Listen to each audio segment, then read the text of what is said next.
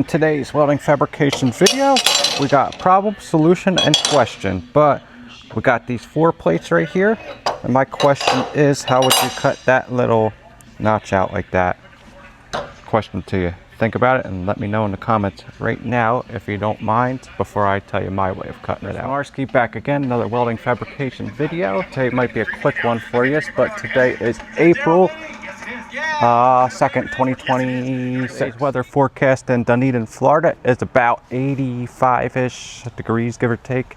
So a little partly cloudy, but here's our thing right here. We got their pipe support stands that are going to be like this thing right here. But we're going to notch out the top, kind of made a little template for the bolt holes like that. So it's going to get mounted like that onto some pieces of pipe and a base plate like that, and a piece of pipe you cut in the middle and it just sits on top. So, pieces right here, and cut your pipe to length, and it goes like that, and an all thread goes, or nut gets welded on top, I think, and an all thread, and then that piece. So like this, I think all thread, so you can adjust it, and then that thing goes on top. So like that. But back to this, how would you cut this out? So made our template, gotta cut that out. Usually, I mean, best way to do it is probably if you had a, what you call it, like a water jet or a plasma table or something. Just draw the whole thing out, cut it out. It'd be super simple and easy. But if you didn't have that, you could notch it out with the notcher on the iron worker. Take little niplets and then grind the rest. That's another way. Another way is take a porter band. That's how I usually do it. Just take a porter band, put this up in the vise like that, and then porter band a couple little chunks at a time. Take a grinder, do the same thing. A bunch of different ways, but let me know again in the comments how you would do that, and I'll show you my new way. I could call this video Fab Tool. It's not Friday, but Thursday. And here's my little tool, porter band. We got a couple extra porter bands in the shop, so I've been wanting to make one of these for a while because we don't have a stand-up vertical, horizontal, however you want to call it, bandsaw. And I seen these. Swag Off-Road makes some, like a little plate that you could buy. But my thing is, like, these, all the stuff, they're like 50, they're at least like $100 to buy the little plate or make your own or whatever, or yeah, like $100 or so. So you could buy a cheap, it's probably a woodworking one, maybe not meant for metal as much, but for like $100-200 you could buy an actual saw. So if you're gonna spend that money, why not, instead of converting this, why not just buy the whole saw itself? That's my theory, at least. So what I did was kind of interesting. I went online and I just looked at theirs, and I kind of went off theirs, and I took our little plate off. There's your normal porta band, and I took this thing off right here and used that, and I kind of centered up, found a piece of plate, and you gotta get a little thicker plate because you got to countersink these bolts right here, and I decided on how I wanted it. First one we had was a little thinner, and then second one I just made it a little bigger after I saw those. Some people have big tables. Only thing is too, if you're making it, you got to take, at least I noticed, I'll show you in a second. Like, I just changed the blade on this to a coarser blade, and I don't know if I would have slotted, I put the slot in the back, if I would have put the slot in the front, maybe, and not had this bar over here, if I had it on this side, maybe I would have been able to take the blade on and off without having to, I had to take this porter band back off the plate.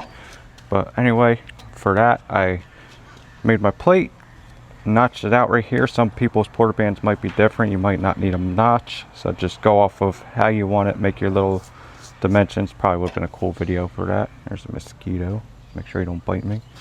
But yeah, this is almost about 3/16 ish thickness, and it was enough to countersink my bolts. These were 1024 screws, and I had to chop them down a little bit afterwards. Found them in the shop, and yeah, so did that. I messed up a couple times on that. I drilled the holes on the wrong side. Well, I countersunk. Drilled them right, and then I countersunk the wrong side. Then I said, all right, let me make it again, and messed up again. So third time, so that's all right. And that's it. Put a little notch, made a little thing right there. It's probably a little big because some stuff does fall down in there, but made my plate. Then I made this little bar on there so I could clamp it to put it in the vise or clamp it up here. I forget where I left off, so I had to answer some questions. But yeah, put this bar on. I decided to put the bar on here because that way I could put it in the, my plan was just to put it in the vise over here and just cut stuff out when I needed to, and it could be portable. And then later on I was like, oh, maybe I could put it over here, and then I found this stand over here. We got a bunch of them, so I said let me just clamp that to that. Now I just put this in this corner of the shop right here. So kind of cool. That's my little thing. If you want to know a little more about this, let me know and I'll do another little video or something. But yeah, so I'll show you how I chop it out. First one, I did 3 of them already, obviously.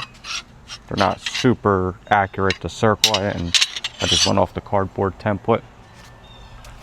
If you want to get a little more accurate, you can take the little circle drawers and measure it out and stuff, but this is all right. So that's pretty much it. But yeah, let me know. I don't know, I'll show you a little video of just cutting one out, and yeah, kind of cool. Like at first I was like, oh, maybe I should have made a table, like the little table ones that they make, but then you gotta put it on top of the table and cut it out. This is actually kind of nice. You can move it around the shop wherever you need to, so kind of cool. We'll get to cutting it out. And before I forget, don't forget to like, share, comment, subscribe, and here we go. And here's for this. Turn this on with the spring clamp.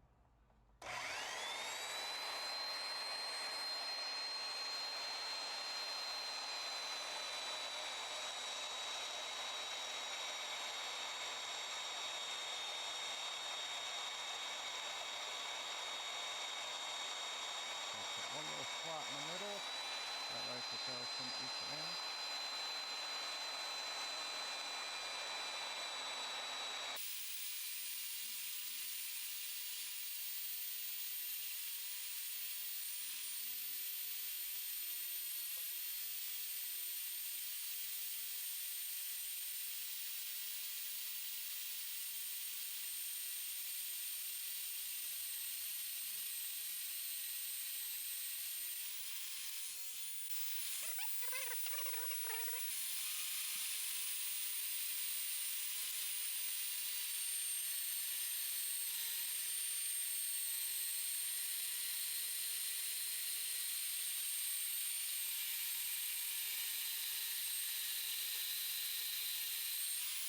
Alright, so we are all done with cutting that, and it's not like the most accurate cut. I'm going to take a grinder, maybe a hard rock or something, and make that circle a little nicer looking, but they don't have to be perfect for what it is.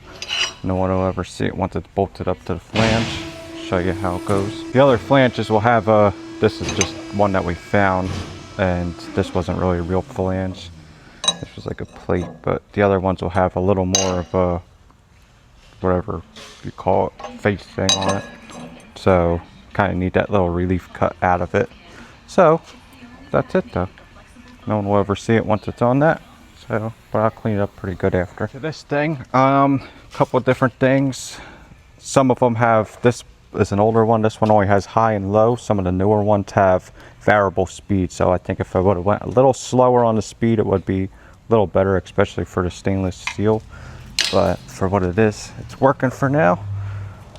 Just make the blade life last a little longer. So this was kind of nice. This was adjustable height. And another thing for people's triggers, I just took a spring clamp. I kind of said it before, and took the spring clamp right here and hold the trigger down, and then put the spring clamp on there. Now, another thing you could do too is like get like a, I don't know what you call it, like a zip tie that thing down. And for the plug, Harbor Freight, and I'm sure Amazon too, sells like a little on-off foot pedal thing that you push with the foot pedal. So you hook that up to the foot pedal and then plug the foot pedal in, and you could step on the foot pedal and then have that trigger pressed all the time, and it basically just turns let off, on off, on off, on off. So that was it. And there was one more thing I might have wanted to say too, but I kind of forget. But just watch your fingers when you're cutting. Obviously wear your safety glasses, safety first, do it at your own risk. But yeah, if you would modify this a little differently, let me know. But pretty interesting. I know a lot of people have these and I just haven't made one. Been wanting to for a while, but I just haven't.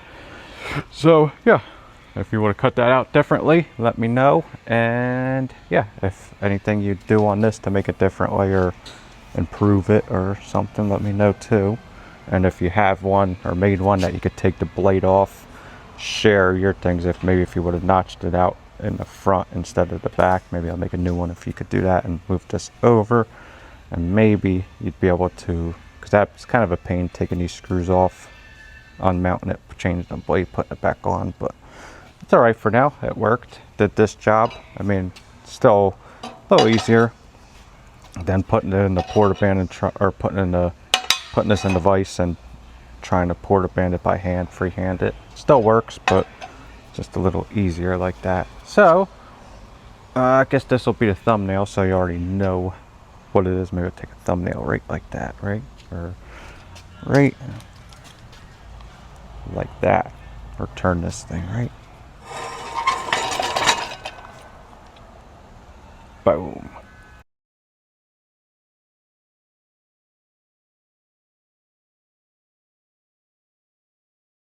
Yeah, one other thing in regards of my channel, I think I'm gonna stop posting shorts on YouTube, and I'm gonna just put them on Instagram, which I always share them on both. But trying a new thing. I heard like shorts are killing your channel, kind of, and it's like mixing up the viewers. So if you want to watch the short videos, I'm still gonna post them on Instagram and mark it or whatever. It's at Chris Winarski. So Winarski, the name in the Winarski Welding Fabrications is Chris Winarski. But yeah, so that's what I'm gonna do. I'm gonna stop and see if my videos improve, because I don't even get like a couple hundred views per video or something. And I'm not really for the views, but it's just a bummer when you only get a little bit. So probably, I think that messes with the algorithm or something, the shorts, and it kind of mixes the viewers. So now all the subscribers and stuff watching the shorts, they don't watch the longs, and the longs don't watch the shorts. I don't know. Just trying a little something different and see how it goes. So if you like the short videos, just go back to my Instagram, and they'll still be going on there, hopefully. But yeah, don't forget to like, share, comment, subscribe, and we'll see you on the next one. Chris Winarski, over and out.